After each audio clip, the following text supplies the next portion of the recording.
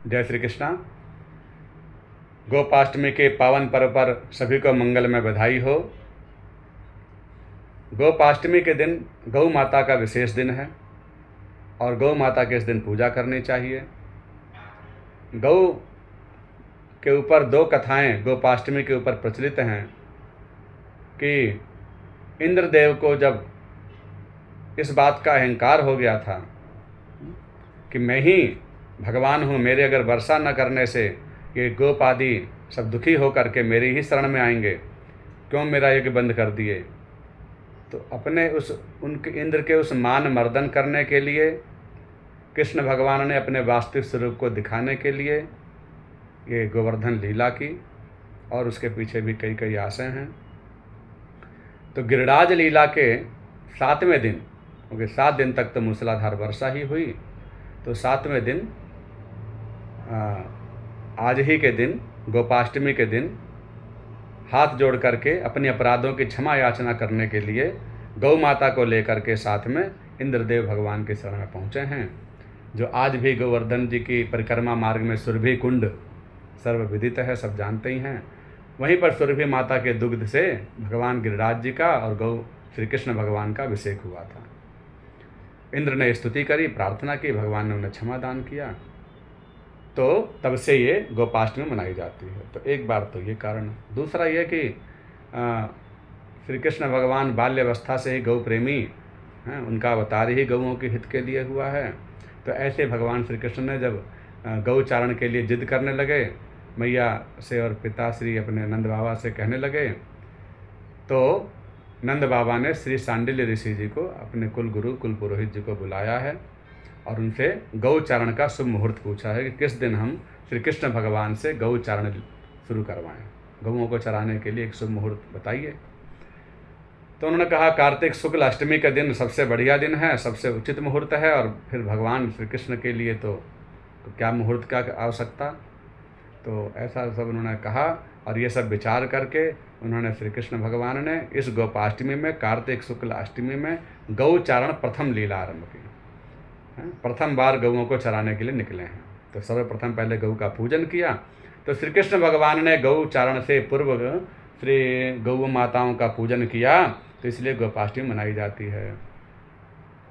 तो हम कैसे पूजा करें? तो देखिए, हम लोगों को चाहिए, गौ भक्तों को चाहिए कि प्रातःकालीन ब्रह्म मुहूर्त में उठ करके, क्योंकि यूँ तो कार्तिक में ब्रह्म मुहूर्त में उठना ही चाहिए, और उठ करके अपने स्नान आदि कर्म से निवृत्त हों, फिर कहीं गौशाला में जाएं, अथवा जिसके घर पे गाय हो तो उस गौ माता के समीप जाएं, और भारतीय देसी गौवंश की शुद्ध गाय को देख करके संभव हो तो उन गौ माता का पूजन करें, गौ का पूजन करें। और गौ के अनेक अंग प्रत्यंग में देवी देवताओं का वास बताया गया है। तो जैसे कि सूर्य चंद्रमा नेत्रों में वास करते हैं। सर्वप्रथम गौ के चरणों के रज को लेकर अपने मस्तक पर लगानी चाहिए, क्योंकि गाय के चरणों की जो धूली है उसी से हम पवित्र हो सकते हैं। पवित्र उसी को माना जाता है। पवित्र होने के लिए उससे अतिरिक्त और कोई स्थान नहीं है। परम पवित्र भगवान स्वयं, जिनका नाम ही पावन है, पवित्र हैं, ऐसे भगवान श्री कृष्ण ने भी गौओं की चरणों के रज में धूल धूसरित होकर के अपने आप के सौभाग्य की सराहना की, अपने आप को पवित्र माना। तो ऐसे भगवान जो जानते हैं गौओं के चरणों के रज की महिमा, उनकी धूल को लेकर के सर्वप्रथम गौ के चरणों के रज को प्रणाम करना चाहिए, गौ के स्थान को प्रणाम करना चाहिए।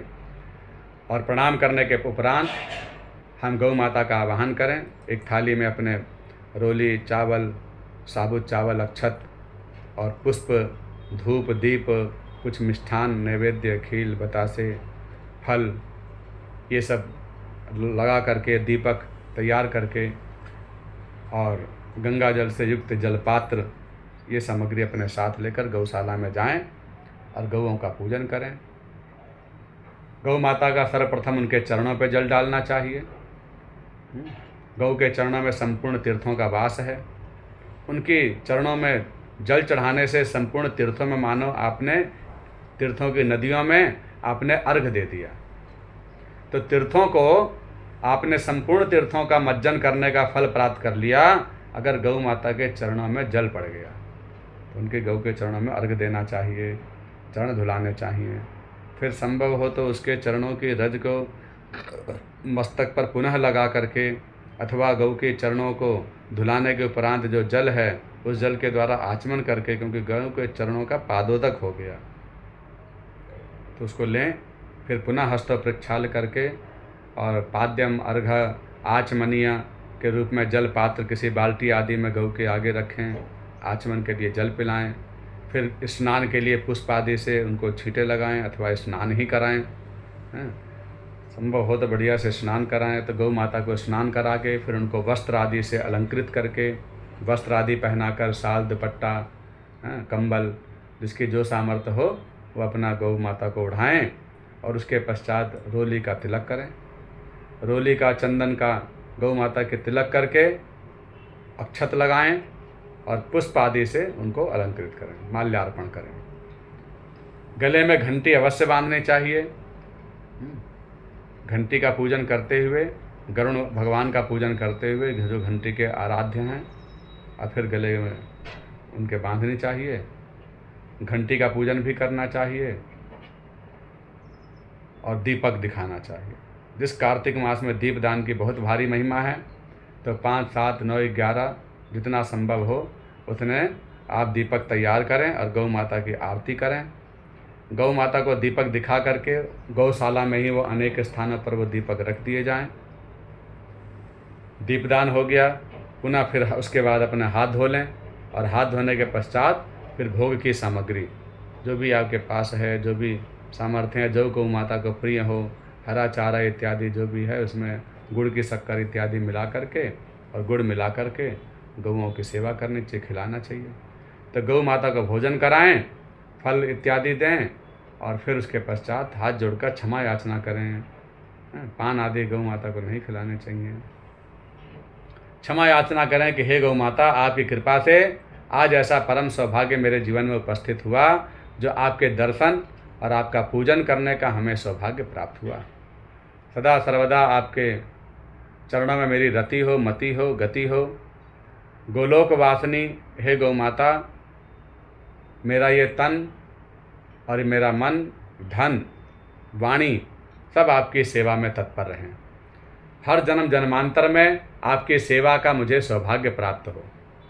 तन मन धन सब आपकी सेवा में सदैव लगा रहे, क्योंकि हमें अपने जो भी कमाई होती है, जो भी हम कमाते हैं, उसका कुछ अंश निकाल कर गौ माता के लिए अवश्य करना चाहिए। अगर गौ सेवा नहीं हुई तो सब सेवा बेकार हैं, क्योंकि सब सेवाओं में सर्वप्रथम गौ सेवा है, जिसकी कृपा पे ही वसुंधरा के सुर पलते हैं। जिन गौ माता के अभाव हो जाने पर शुद्ध दूध नहीं मिलेगा, और दूध नहीं मिलेगा तो आप कोई भी यज्ञ हवन इत्यादि नहीं कर सकते, क्योंकि प्रत्येक यज्ञ गौ माता के दूध, दही, घी इत्यादि से ही पूर्ण माने जाते हैं। बाकी तो आप सब जानते ही हैं, तो इसलिए गौ माता का अवश्य पूजन करें, इस विधि से करें। और अच्छी बात होगी कि आप भारतीय देसी गाय का गोबर, गौमूत्र और गौ की रज, ये 3 चीज़ें अगर आप ले आए और गोपाष्टमी के दिन अपने द्वार को अगर आपने लीप दिया, तो लक्ष्मी जी आपके यहाँ सदा सर्वदा वास करेंगी। महालक्ष्मी की प्रसन्नता के लिए इससे और कोई अन्य साधन नहीं हो सकता, क्योंकि गोबर में ही लक्ष्मी का वास है, गौमूत्र आदि में संपूर्ण तीर्थों का वास है, और गौ के चरणों के रज में संपूर्ण बड़े बड़े धाम का वास है। तो इन तीनों के ला करके सम्मिश्रण करके थोड़ा बहुत अपने द्वार को और अपने गमलों में भी ये सब डाल सकते हैं। तो इस तरह से हम सदा सर्वदा के लिए लक्ष्मी प्राप्ति की दृष्टि से भी और भगवत प्राप्ति की दृष्टि से भी ये हमें कार्य करना चाहिए। गौ के सींग में का पूजन करना चाहिए। गाय के पूंछ से अपने पूर्वजों का तर्पण करना चाहिए। गाय की पूंछ को अंगूठे की तरफ रखकर अगर आप काले तिल से युक्त, गंगा जल से युक्त किसी पात्र में जल लेकर के और अपने अपने पूर्वजों के नाम से अगर तर्पण कर दिया, तो गोपुच्छोदक तर्पणे, गोपुच्छोदक तर्पण से समस्त पूर्वज आपके तृप्त हो जाएंगे। अपने पूर्वजों के नाम से गौ के चरणों में भी आप जल डाल सकते हैं, और हरा चारा, गुड़ इत्यादि जो भी गौओं को प्रिय हों वो चीज़ें हमें गोपाष्टमी के दिन खिलानी चाहिए। और सब जगह गौ माता की सेवा करें, पूजा करें। बोले गौ माता की